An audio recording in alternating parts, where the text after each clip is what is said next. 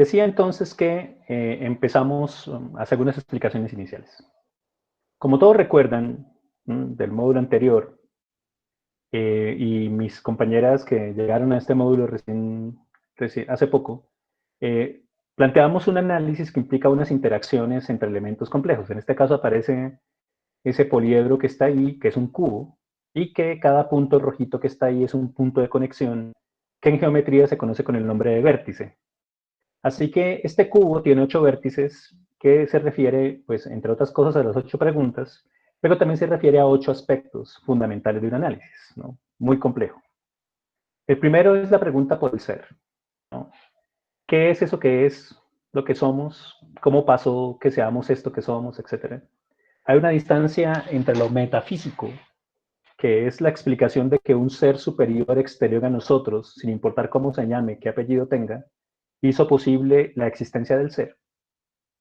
Y otra cosa, eso siempre será metafísica. Y otra cosa es la ontología, que es la parte de la filosofía que se dedica a establecer cómo es que la cultura, el lenguaje, la economía, las relaciones éticas, políticas, etcétera, han construido la realidad en la que estamos. Entonces, si le echan una mirada a su alrededor, todo lo que está alrededor suyo ha sido construido por un humano. Y si revisa un poco el proceso que estamos teniendo en este momento, ese proceso se da en el marco de la cultura, de la historia, de la producción económica, etc. Así que cuando yo me esfuerzo por dar cuenta de lo que ocurre en esa relación compleja entre la economía, la política, la historia, etc., estoy haciendo un análisis ontológico. Y cuando hago la pregunta, ¿cómo terminamos siendo esto que somos en relación con la cultura, la economía, la política, el lenguaje, etcétera? Ese análisis ontológico es muy distinto a decir que hay una respuesta metafísica final según la cual hay algo allá afuera que hizo posible lo que somos. Pregunta, ¿está claro lo ontológico?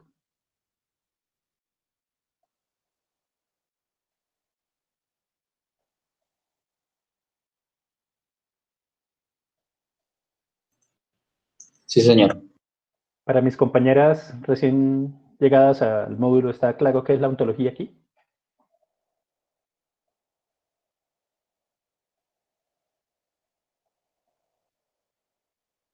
Samantha, Nicole, Diana, Cindy. Sí, sí, profe. Bien. Ahora, en todos los casos, esa ontología nos conecta con algo llamado epistemología, que es la teoría del conocimiento, porque somos seres extraños, somos seres que conocen. Y en tanto que somos seres que conocen, conocemos el mundo y también nos conocemos a nosotros mismos. Es muy extraño. Es decir, somos seres capaces de conocimiento. Para conocer necesitamos reglas, procedimientos, métodos, eso tiene historia, eso se ha encadenado históricamente de muchos modos. Pero hay al menos dos seres que podemos conocer, los que están en el mundo y también a nosotros. Y para eso necesitamos reglas, ¿no? La epistemología es la parte de la filosofía que se dedica a averiguar cómo se construyen las reglas que hacen posible un conocimiento verdadero, especialmente el científico. ¿Está clara la epistemología o preguntas?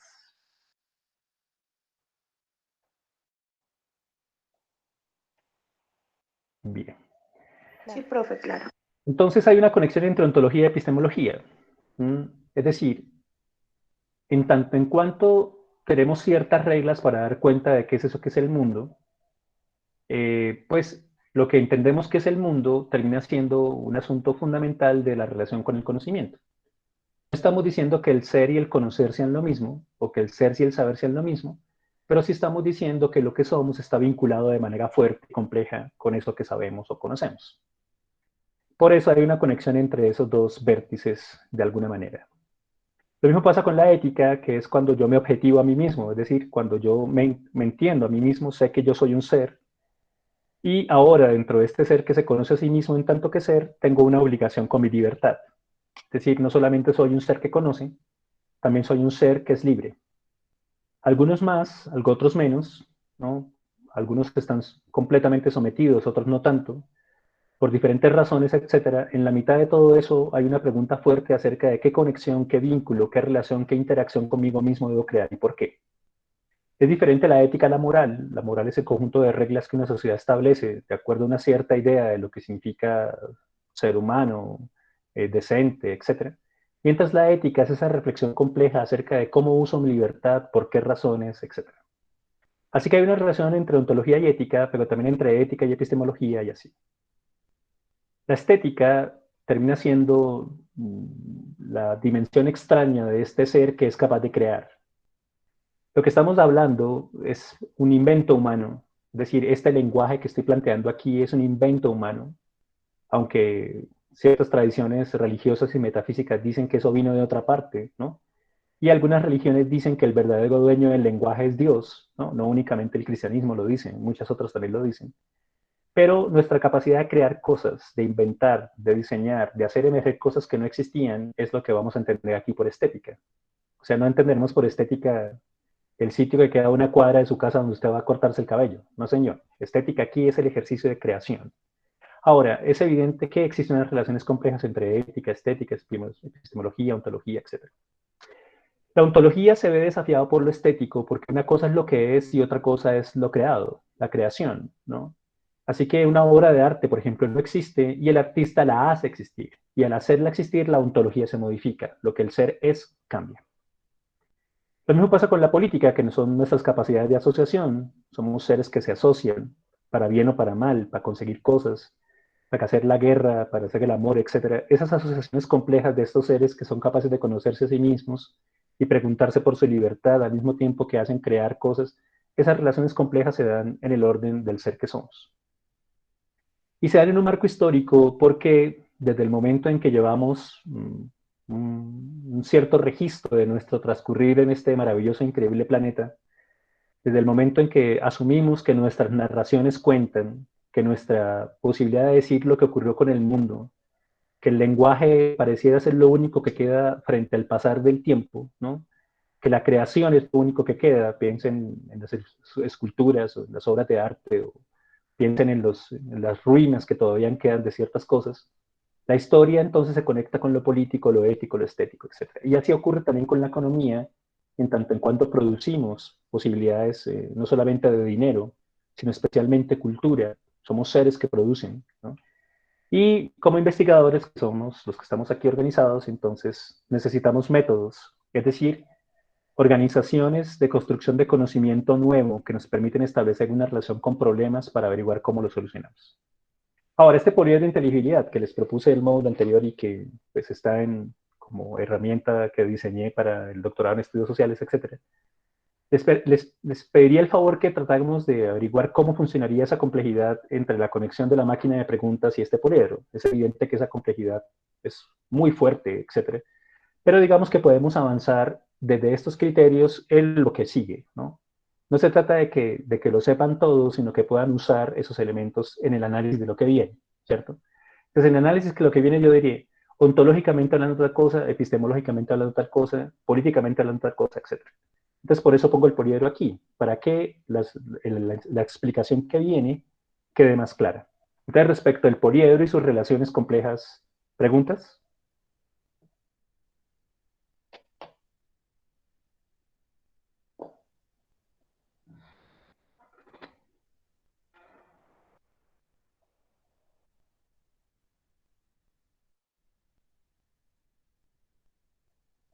¿No?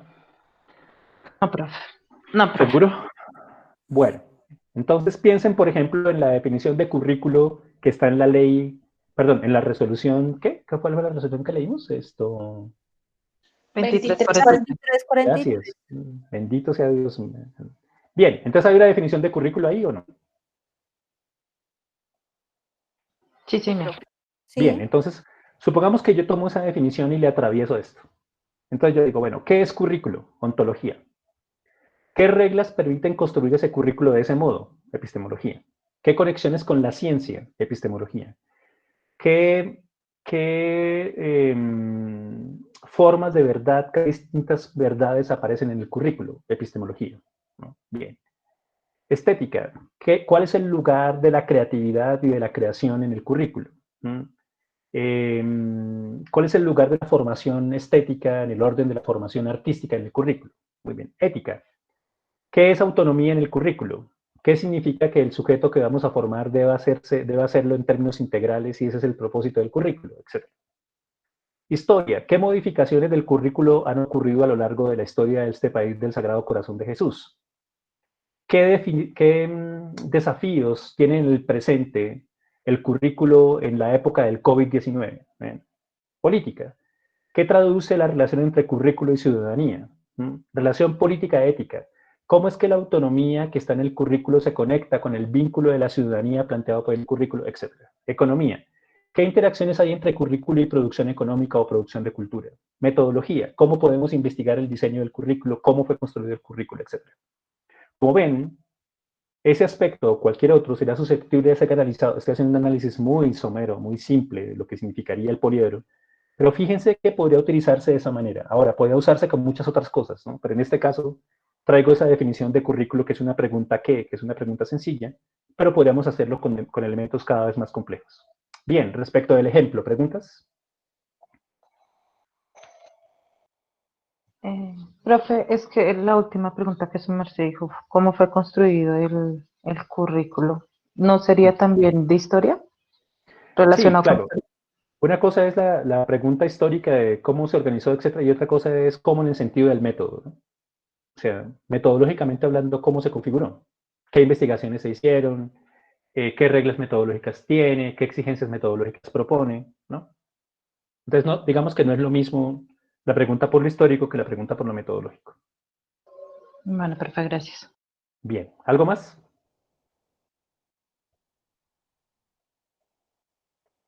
Bien, este poliedro es susceptible de ampliarse a muchas otras caras, por eso se llama poliedro, pero pues este que es el básico tiene estas 6 caras y estos 8 vértices que establecen ese conjunto inicial de relaciones. Bueno, esta idea loca de la relación entre espacio y eso lo organizo en otros lugares y pues pueden consultarlo si les interesa. En la página de YouTube hay montones de clases sobre esto en el doctorado y en la maestría. Muy bien, pasemos entonces ahora a lo que quiero explicar. Bien, la relación compleja entre el yo y el otro puede pasar por todos estos elementos, ¿ven? Por todos estos aspectos. Pero fíjense que la pregunta por el yo y por el otro es una pregunta muy fuerte en ontología. Es decir, ¿qué es eso que es un yo? ¿Qué se entiende por un yo? ¿Cómo hace el yo para distinguir la existencia del otro? ¿No? ¿Qué es el existente? Piensen en Heidegger, ¿no? El Dasein y en otras posiciones filosóficas. ¿Cómo es que el existente da cuenta de la existencia del mundo, la existencia del mundo de afuera, etcétera? Esa relación entre el yo y el otro también es un problema de ética, ¿no? El problema del uso de la libertad, pero también es un problema político, porque tiene que ver justamente con el hecho de que yo me asocio con el otro en relaciones de poder complejas, etcétera, y todo lo demás, ¿lo ven? Pero básicamente lo que quiero decir es que en esa pregunta por la relación entre el yo y el otro, que se da en la interacción educador-educando, aparecen elementos fuertes, iniciales en la cultura, en la historia, que podemos hacer visible para meternos en ese uso que hace Mériès sobre el problema de la dialéctica del amo y el esclavo en Hegel acerca de la cuestión del Golem, ¿no? De las relaciones complejas entre el dominador y el dominado, quién manda y quién obedece.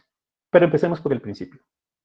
Es conocido que en Occidente, ¿no? Recuerden que todos estos elementos son criticados por perspectivas no occidentales, ¿no?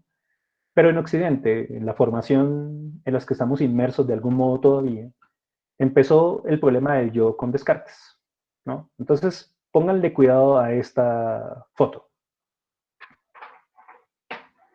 Ontología. ¿Qué clases de seres hay ahí?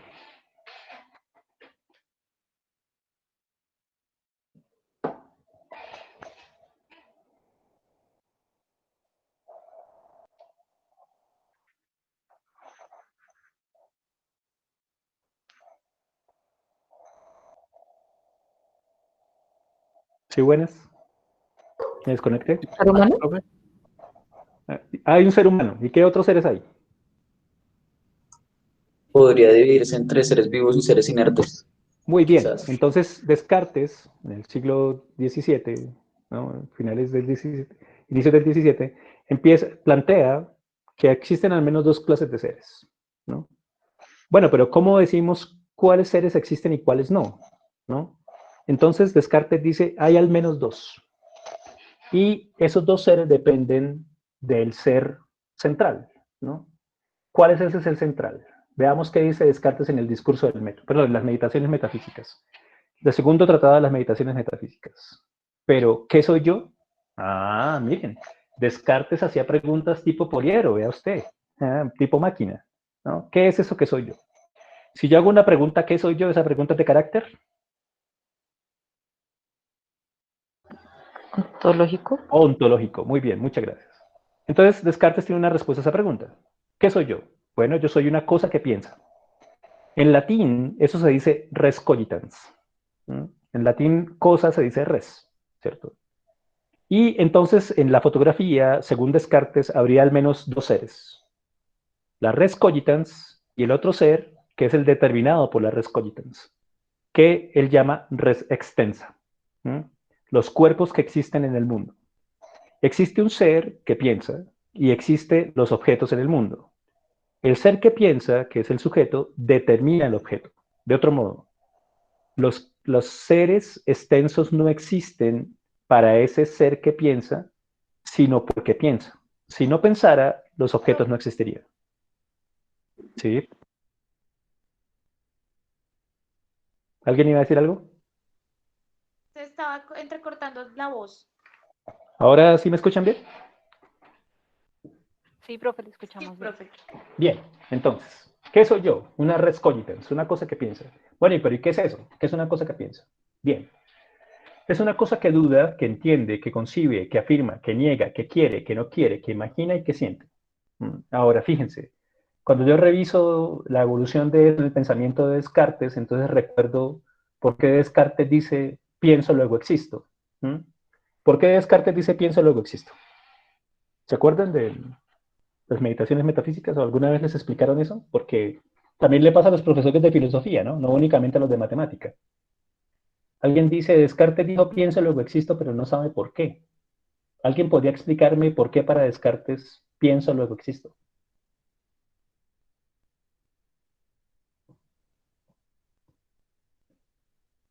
¿No? ¿Nunca les explicaron eso? No, pero se podría decir que porque Descartes se percibe como un ser ontológico. Sí, bueno, recuerden que decir ser ontológico es redundante, ¿no?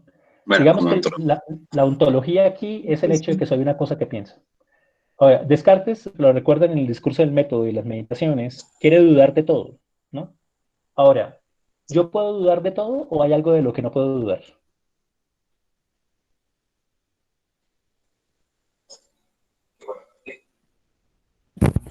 Pues de ¿De mí qué soy? ¿De qué existo? ¿De qué estoy vivo? Claro, no, justamente yo también puedo dudar de mi existencia, por eso estoy haciendo las preguntas. Entonces, por eso pregunto, ¿de qué, ¿puedo dudar de todo o hay algo de lo que definitivamente no puedo dudar? De la duda misma. Muy bien, De la duda. entonces Descartes llega a eso, ¿cierto? Puedo poner en duda todo, menos el hecho de que en este momento dudo. ¿Y por qué dudo? Porque pienso. Entonces pienso, luego existo. Bueno, recuerdan toda la secuencia lógica que él realiza ahí. Ahora, lo importante, más allá de lo que dice Descartes, es la definición de lo que soy yo que aparece aquí, porque de esa definición deriva la pregunta ¿por qué es el otro? Fíjense, al decir que somos seres que piensan, en la primera definición de eso, que es lo que aparece en Descartes, no está el otro. Aparecen los objetos, pero el otro parece no estar. Es muy extraño. Es como si resolviendo la pregunta ¿qué soy yo? Ya se resuelve la pregunta ¿qué es el otro? ¿Mm? Ahora, eso tiene sentido histórico y podemos entender por qué, pero lo que quiero mostrarles es que en estos primeros momentos, resolver la pregunta ¿qué soy yo? Y decir que soy un ser que piensa, y decir que todos los seres que piensan, piensan, entonces genera una universalidad, que es la que hoy criticamos. ¿Ven? Pero en ese momento, Descartes resuelve qué soy yo y piensa que resolviendo el qué soy yo también resuelve el qué es el otro. Fíjense cómo sigue, ¿no? Él no solamente señala que ese es un ser de pensamiento, sino también un ser de voluntad, un ser de evolución. De volición, ojo, no dije evolución, sino volición, que significa tener voluntad. Es decir, que tengo deseos, ¿ven? Que quiero cosas, que deseo cosas, que siento cosas.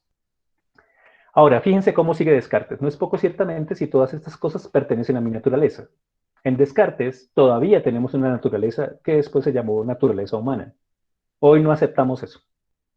Hoy no aceptamos que exista una naturaleza humana. Reconocemos que existen millones de posibilidades del humano, pero Descartes, hijo de su época, eso hay que reconocerlo y respetarlo, seguía sintiendo que la naturaleza humana es una única naturaleza humana. Así que fíjense universalidad y naturaleza. Asuntos problemáticos hoy, pero que en ese momento parecían muy claros. Bueno, ¿y por qué no han de pertenecerle eso a mi naturaleza? No soy el mismo que duda ahora casi de todo, que entiende y que concibe ciertas cosas, que asegura y afirma aquellas que juzga verdaderas. Recuerden que esa es la definición de crítica en Descartes, ¿no? Distinguir lo verdadero de lo falso. Que niega a todas las demás, que quiere y desea conocer más aún más, que no quiere ser engañado, que imagina muchas cosas mal que le pese a veces y que siente también mucho por mediación de los órganos del cuerpo. Entonces hay un tremendo problema porque para Descartes esta cosa que piensa no es el cuerpo. La res cogitans es distinta de la res extensa y yo soy un ser rarísimo porque soy una res extensa, soy una res cogitans, pero mi cuerpo sigue siendo parte de la res extensa. Aparece la división mente-cuerpo famosísima en Descartes, etc. Bien, pero ¿qué quiere decir todo esto? En la fotografía aparece un ser pensante, según Descartes, un ser pensante que ahora objetiva a otro ser en el mundo, lo convierte en objeto, y lo hace justamente por su pensamiento. ¿Lo ven? Así que la pregunta por el otro todavía no está como muy clara. ¿Ven? Se resuelve en el hecho de que yo sí soy pensante y el otro lo es y se acabó el misterio. ¿Ven? Pero la relación inicial es entre el sujeto y el objeto. El sujeto determina el objeto porque piensa, el objeto no puede hacer nada frente a él, etc., según Descartes. Respecto de esta primera definición, ¿está clara esa relación inicial entre el sujeto y el objeto o hay alguna pregunta?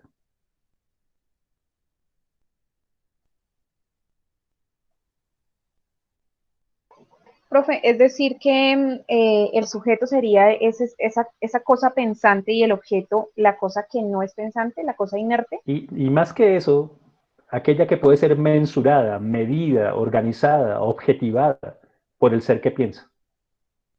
Es decir, el objeto es objeto porque es objetivado por el sujeto. ¿Mm? La res cogitans determina la res extensa, la convierte en objeto. Sin sujeto no hay objeto. Profe, una pregunta. ¿Existe la posibilidad de que esta res cogitans use como objeto de conocimiento a otras res cogitans? Ah, entonces tenemos un hediondo problema, ¿cierto? Resulta que cuando Descartes dice esto, no se preocupa por los otros seres, básicamente porque resuelve la pregunta por el otro en la pregunta del yo. Utilizando el criterio de universalidad, asume, pues típico de su época, asume que decir que somos seres pensantes resuelve la relación con el otro. Si yo objetivo el mundo, como res cogitans, pues me conecto con el otro res cogitans y se acabó. Pero Descartes en ninguna parte resuelve la pregunta cómo es que una res cogitans se conecta con otra res cogitans. Para poder hacer eso tendremos que ir hasta Hegel, que es justamente el ejercicio de explicación que estamos planteando, ¿no? Será Hegel el que resuelva esa pregunta, pero Descartes no lo hace. Bien, entonces res cogitans, res extensa. El yo resuelve la pregunta del otro, porque el yo tiene una naturaleza, ¿no? Cosa que discutimos hoy, no aceptamos que exista una naturaleza. Yo puedo hacer conmigo mismo lo que quiera, ¿no? Si me aburrí de esta condición masculina, pues me meto hormonas y me modifico quirúrgicamente y soy otro. Así que no tengo ninguna naturaleza. Yo puedo hacer de mí mismo lo que quiera en el orden de mi libertad, pero para Descartes sí. Tenemos una cierta naturaleza. Y aparte de todo hay una universalidad, porque en tanto todo ser pensante es pensante, está suscrito a las mismas reglas, cosa que no aceptamos hoy. Muy bien, así que primera parte resuelta. Descartes es mucho más complejo que esto, es obvio. Yo solamente estoy tratando de hacer este ejercicio pedagógico para que quede relativamente claro. Luego viene mi amigo Kant. Muy bien, veamos de nuevo la fotografía. Entonces ya dijimos que hay una res cogitans y una res extensa, ¿no es así? Bien. Sí. Pero no hay más relaciones ahí. Está claro que hay unas relaciones con el otro, a las que vamos a ir, pero no hay otra relación ahí. Kant señala que antes de que el sujeto determine el objeto, pasa algo. Ampliando a Descartes, ¿no? Kant dice, resolviendo una pregunta que es fundamental, pero que Descartes no vio porque en este momento todavía no llegaba a nuestra comprensión hasta allá. Kant señala que hay algo que hace ese sujeto consigo mismo antes de determinar el objeto. El sujeto se entiende a sí mismo como existente, se percibe a sí mismo como siendo en el mundo. Así que cuando el sujeto determina el objeto, no solamente determina el objeto, primero se determina a sí mismo. A esa determinación de sí mismo como existente antes de la determinación del objeto, Kant la llamó unidad de apercepción pura. El yo como unidad de apercepción pura. ¿Cómo lo dice en la crítica de la razón pura? Dice, el yo pienso, de Descartes, debe poder acompañar a todas mis representaciones.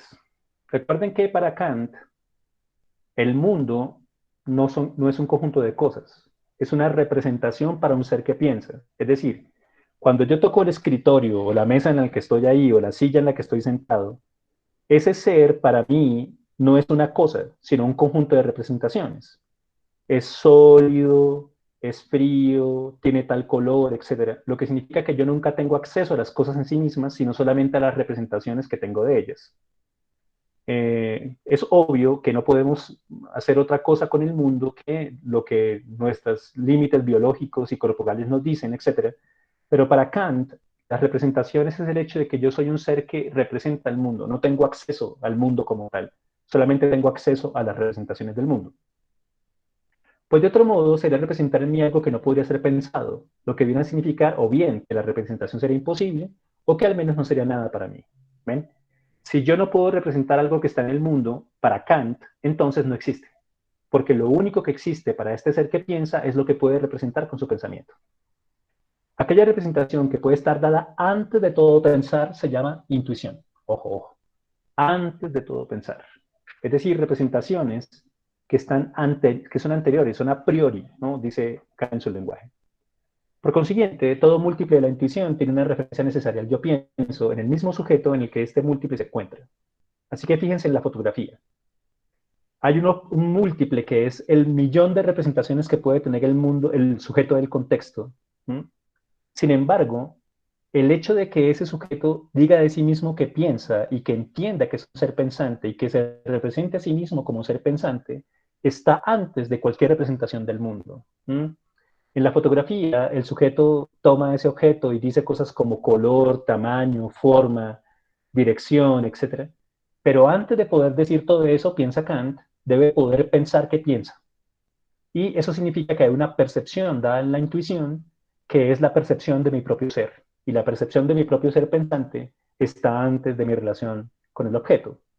Así que veamos. Descartes dice, el sujeto determina el objeto. ¿Qué está diciendo Kant? El sujeto determina el objeto, pero antes de determinar el objeto se determina a sí mismo en tanto que pensante. Fíjense cómo resuelve eso la pregunta por el qué soy yo de una manera distinta, pero también la pregunta por qué es el otro de una manera diferente.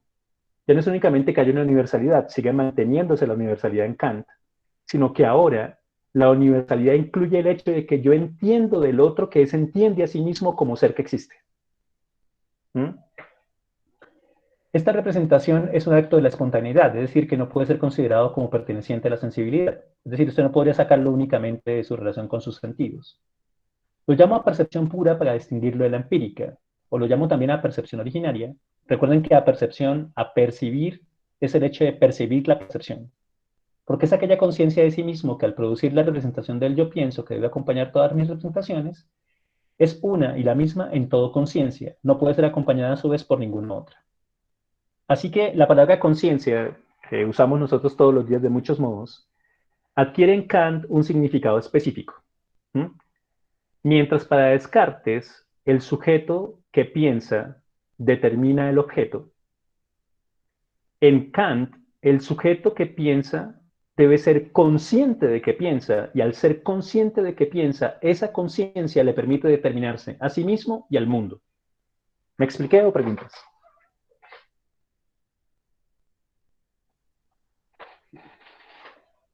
Profe, ¿podría dar algún ejemplo? Pues para que sea un poco más claro.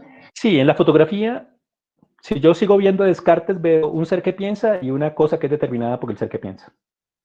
Pero el sujeto que está ahí, según Kant, está percibiéndose a sí mismo en tanto que él es un ser que piensa, es decir, tiene conciencia de sí mismo y tiene conciencia de su existencia.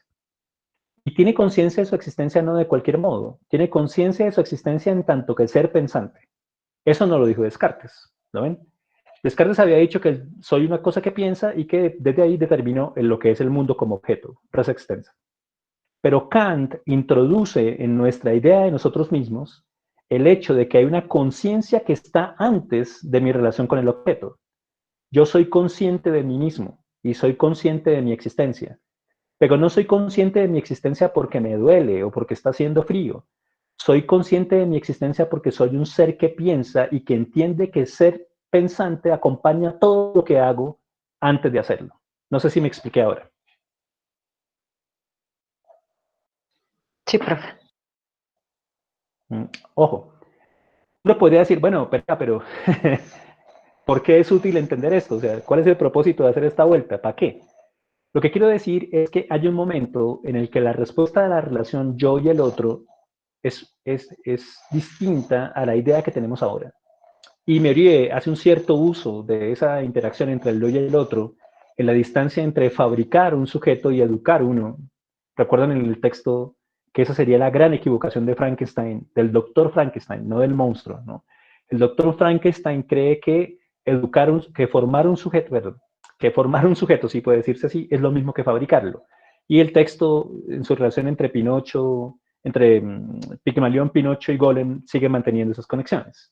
Ahora, cuando Kant dice esto, está inaugurando una noción de conciencia que no estaba en Descartes. En nuestros días lo hicimos de manera sencilla, pero lo que está diciendo es que todo ser pensante es un ser consciente de que es un ser consciente.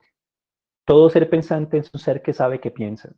Y ese ser que sabe que piensa utiliza ese conocimiento de sí mismo antes de su relación con el mundo. Si eso es así, entonces, ¿qué es el otro?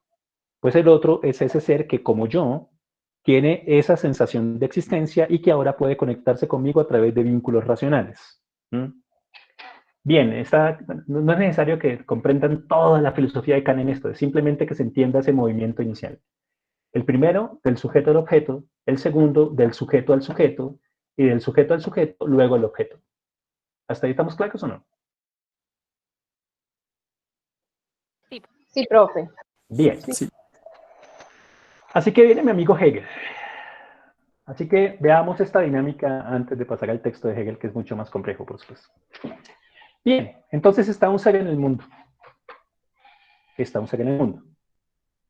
Este ser en el mundo, a diferencia de este otro ser, es un ser que piensa. Descartes dirá que soy un ser que pienso y en tanto que pienso determino el objeto.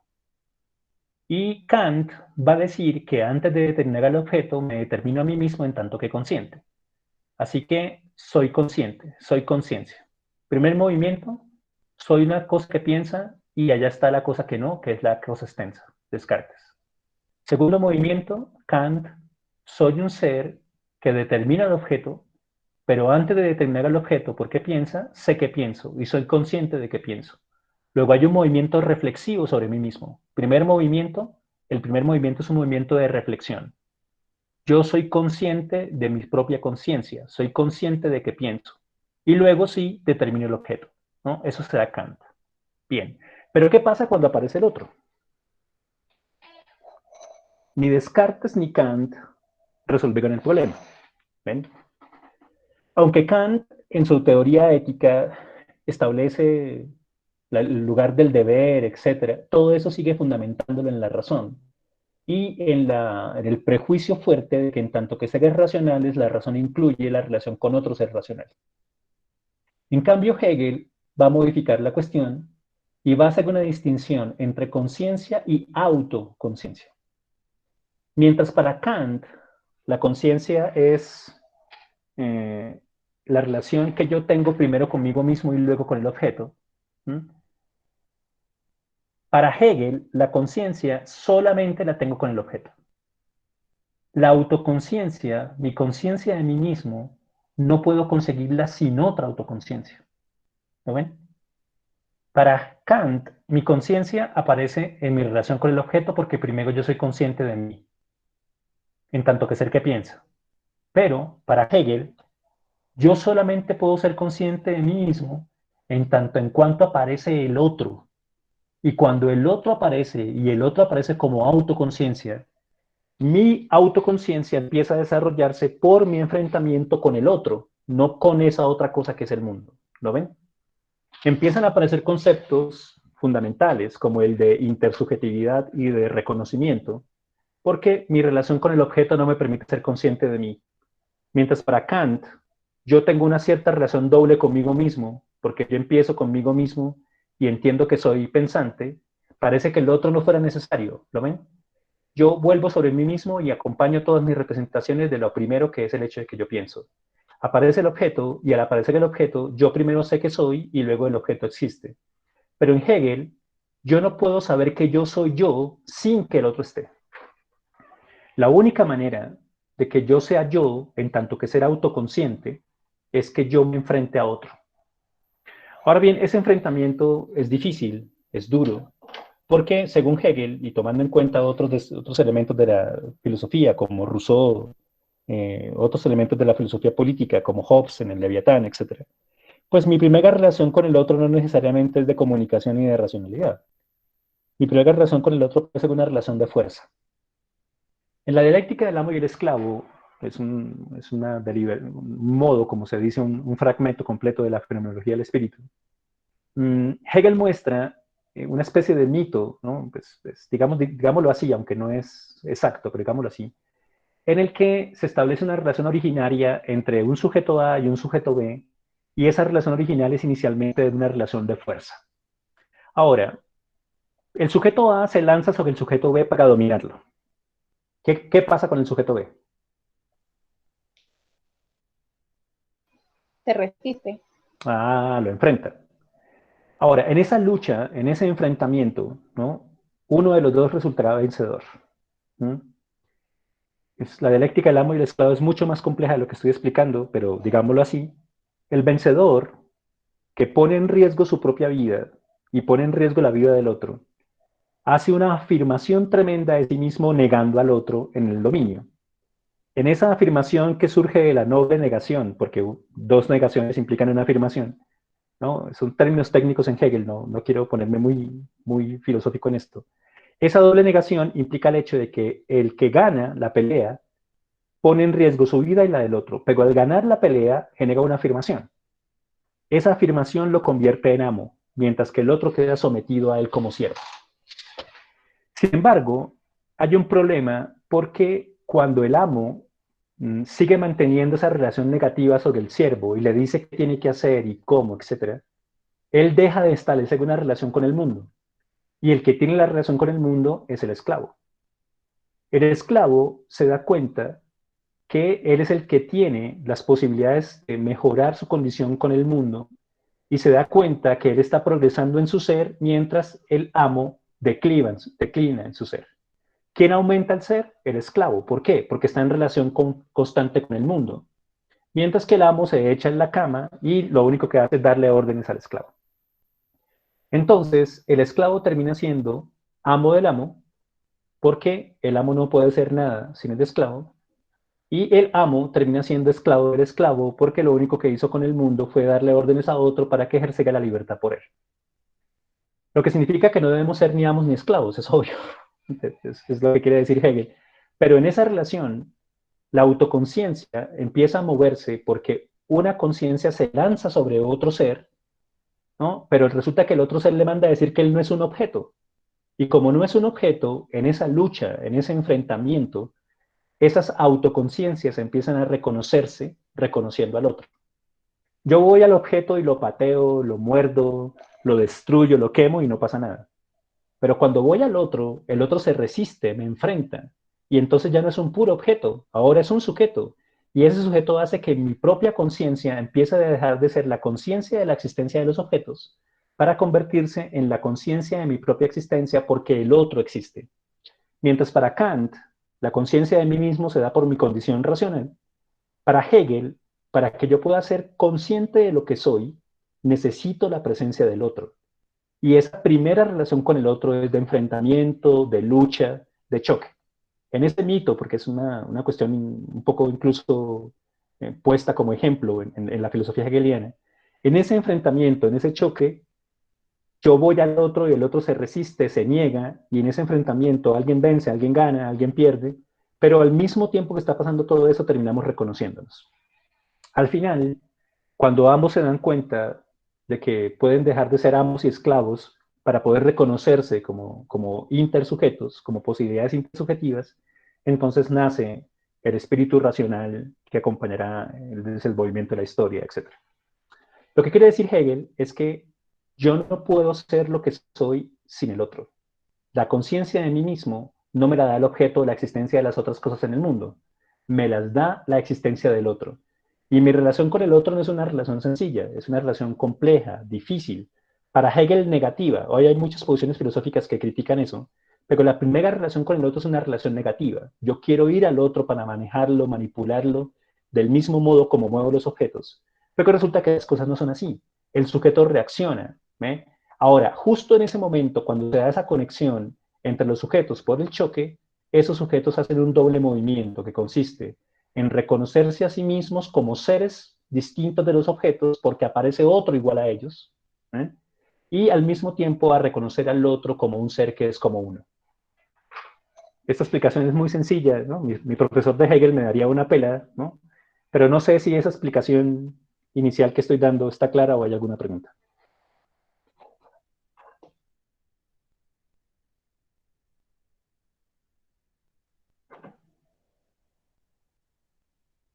Es clara, profe. Sí, profe. Sí, profe.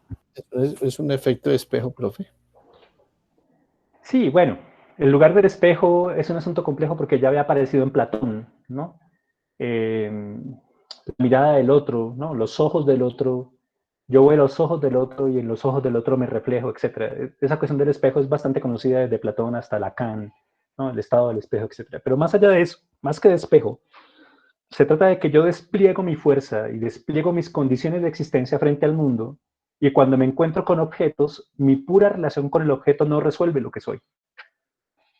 Necesito un vínculo con el otro, incluso si ese vínculo es inicialmente de lucha, de choque, de enfrentamiento. ¿Lo ven? Esa dialéctica del amo y el esclavo tendrá muchísima importancia en filosofías posteriores, especialmente en Marx, etc., ¿no? Pero bueno, este no es un seminario de filosofía, ¿no? Lo que estamos haciendo aquí es tratar de contestar la pregunta, ¿cómo funciona la relación entre el yo y el otro, etc.?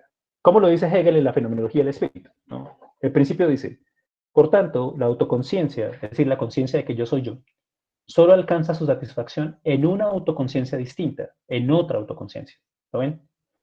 No hay posibilidad de que mi conciencia de mí mismo sea conciencia de mí mismo si el otro no aparece. Fíjense que eso no estaba ni en Descartes ni en Kant. Y entonces sigue Hegel en la fenomenología.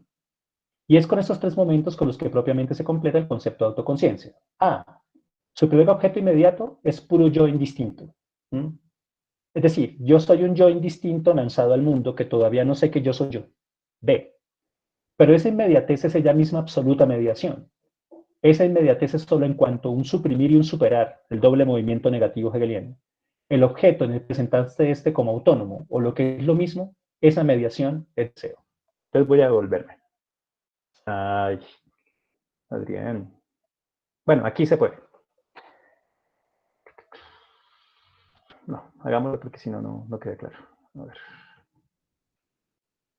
Cuando este sujeto se conecta con el objeto, puede haber un movimiento deseante, un movimiento de deseo. ¿Ve? Ese sujeto va hacia el objeto. En la primera parte es solamente lo indistinto del yo lanzado al mundo. Pero cuando aparece el objeto, ya no está únicamente la determinación del ser que piensa y del que no. Está otra determinación y es que yo deseo ese objeto. Y al desear eso, empieza a aparecer una cierta idea de mí, que es la primera fase de la conciencia. Pero cuando aparece el otro y el otro me dice, no, es que yo también lo quiero y vamos a luchar por él, entonces la cosa se complica. La mediación del deseo es ciertamente la reflexión de la autoconciencia en sí misma, o lo que es lo mismo, la certeza convertida en verdad. C. Pero la verdad de esa certeza es más bien la reflexión duplicada, la duplicación de la autoconciencia. Ojo, pues la autoconciencia es para la conciencia un objeto que él en él mismo pone su ser otro, o pone la diferencia como una diferencia nula, y que es mediante ello como es autónomo. Ese lenguaje súper técnico de Hegel lo que quiere decir es que solo en la medida en que el otro aparece para desafiar mi ser, entonces yo soy consciente de mí y al mismo tiempo activo la conciencia del otro, precisamente en la relación compleja que hay entre estas dos autoconciencias. Mi pura relación con el objeto tal vez pueda hacerme consciente de que yo deseo el objeto, pero mi propia capacidad de establecer que yo soy un ser específico, único, etcétera, solamente es viable en tanto en cuanto aparece otro ser. Bien, ¿todo eso para qué? Pues porque van a encontrar esa referencia justamente en la cuestión del golem, ¿no? Pero no solamente para eso, sino para establecer algunas posiciones acerca de cómo es que, ontológicamente hablando,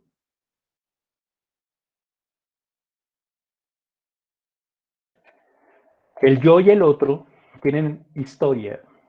Esa relación compleja tiene historia, tiene muchas posiciones. Y al mismo tiempo que en términos de la relación entre el yo y el otro en el marco de lo pedagógico, ¿no? Pues esa relación compleja pasa por una pregunta fuerte respecto de qué ocurre cuando este yo quiere fabricar, diseñar, modelar, construir, producir